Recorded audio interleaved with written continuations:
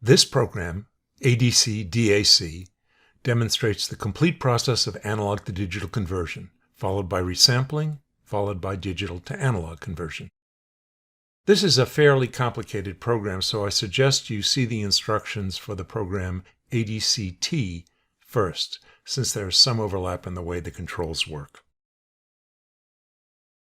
The top half of the figure shows analog to digital conversion. The top row shows the frequency domain. The gray arrows indicate the direction of signal flow from left to right. The input transform, x of f, is at the left. The transform of the sampled analog signal, xs of f, is in the middle, and the resulting discrete time transform, x of omega, is on the right. The second row shows the corresponding time domain signals, x of t, xs of t, and the sequence, x of n. We start by creating a triangle in the top left panel that represents x of f, the frequency response of the input signal. You can either drag out within the plot, use the slider, or enter a value in the edit box. The corresponding time function, x of t, appears below. Now select a sampling frequency, f of s, in the middle panel, either by dragging out in the plot, using the slider, or entering a value in the edit box. Little green triangles appear at multiples of the sampling frequency. The frequency scale of this plot can be expanded with this control here.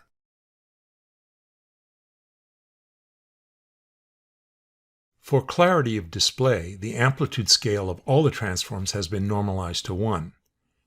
However, to be accurate, the amplitude of the transforms of xs of f and x of omega should be scaled by the sampling frequency in hertz, which you can do by checking this box here.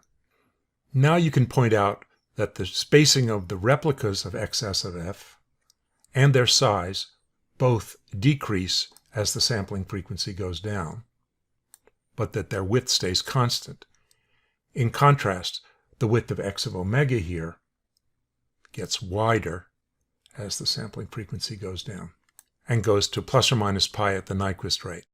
Now this program does not permit sampling below the Nyquist rate, so there will be no alias in x of omega. If you want to show aliasing, use the other two programs associated with Chapter 6, ADCT and ADCCOS.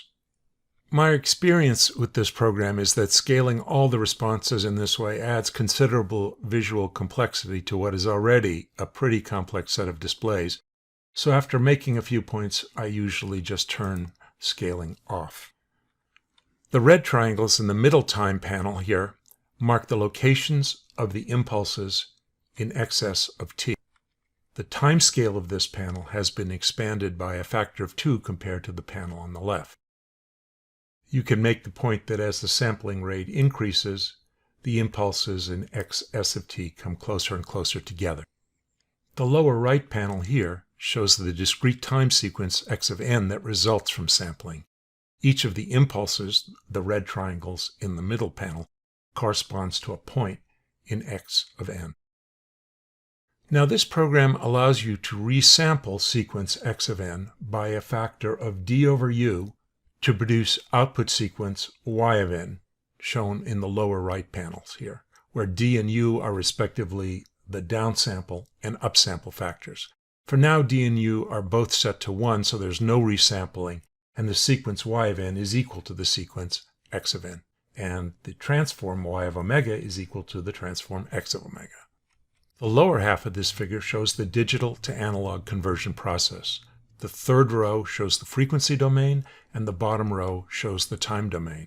And the gray arrows once again indicate the direction of signal flow, which is in this case from right to left. Start the D to A process with the sequence y of n shown here. Our model of the D to A converter converts the sequence into analog sampled signal ys of t with transform ys of f shown here, and then filters that signal with a reconstruction filter operating at frequency fr to produce analog output y of t and transform y of f. The bandwidth of the reconstruction filter is shown in this cyan region here and is always set to half the reconstruction filter, and that filter's gain is 1 over the reconstruction frequency.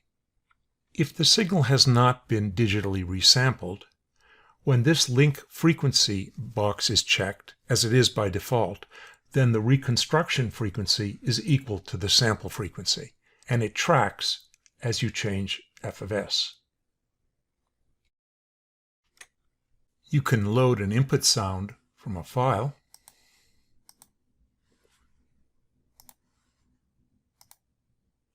play it, She sells seashells.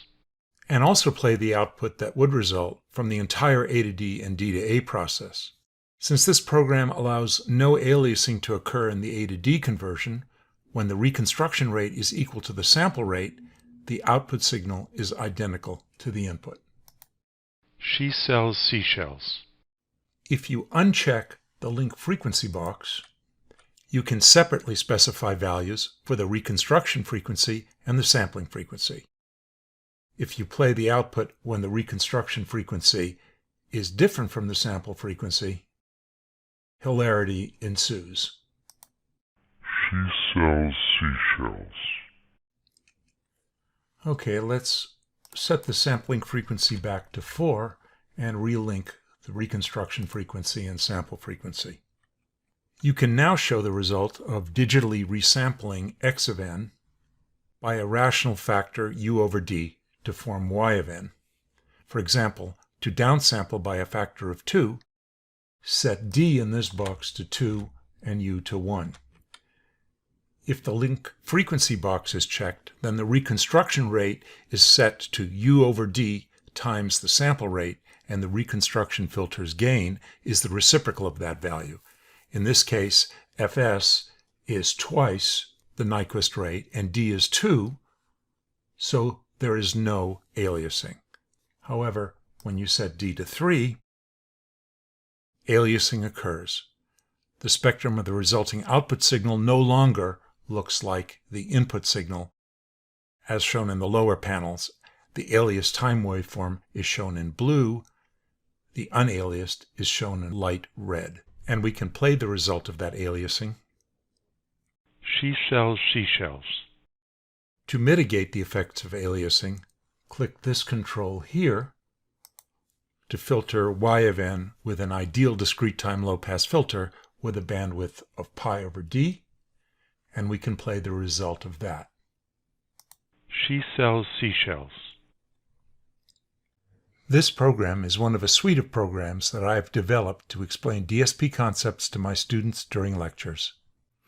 There are now well over 24 programs covering many aspects of the material in the book, including complex exponentials and sinusoids, convolution, the DTFT, pole zero plots and their relation to frequency and impulse response, A to D and D to A conversion, including upsampling, downsampling, resampling, and aliasing, the design of many types of FIR filters and their application to the filtering of speech and other signals, the design of IIR filters, circular shift and convolution using the DFT, the discrete cosine transform, and the short-time Fourier transform.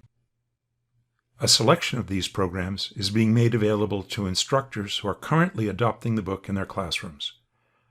For further information, please visit cambridge.org/Holton.